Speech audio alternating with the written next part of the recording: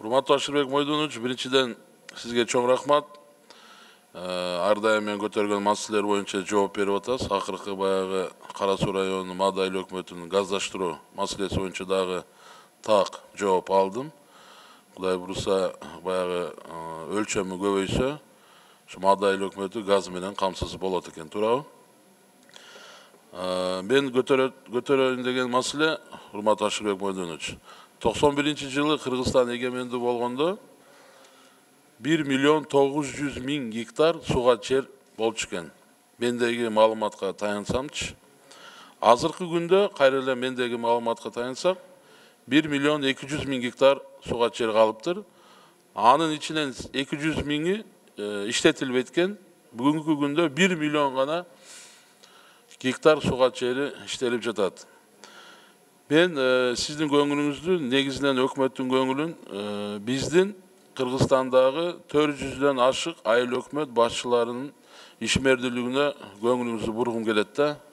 Ар дайым мен айтып келем, мурда Союз мезгилинде колхоз, совхоздун жетекчилери каякта дегенде талада, суунун башында, чөптө, эми ар кандай ошол түздөн-түз өзүнүн милдетин так аткарып жүргөн жумуштар менен алектенип келишкен.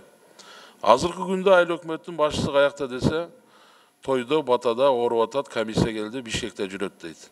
То есть түздөн-түз өзүнүн милдеттерин менин сезимим боюнча мындай так аткарылбай келип атат дегенге токтолуп атам. Анан мен алардан мындай суроолорго жооп алгым келет эле да, Ашырбек Мойдонович. Инвестиция тартуу багытында, айыл чарба потенциалын көтөрүү максатында биздин айыл өкмөт башчылары аларга ишенип берилген региондордо кандай жумуштарды аткарып атат? Канча цех ачты өздөрүнүн айыл өкмөттөрүндө? Канча биздин жаранды жумуш орун менен камсыз кылды? Канча биздин жарандарыбызды ошол айыл өкмөттөгү баягы жакырчылыктан чыгарды?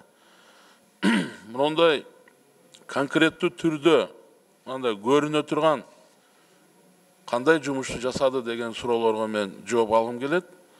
Анан кийин азыркы күндө менин мындай байкоома караганда биздин айыл өкмөттөр бир гана жер сатуу менен эле алектенип калган.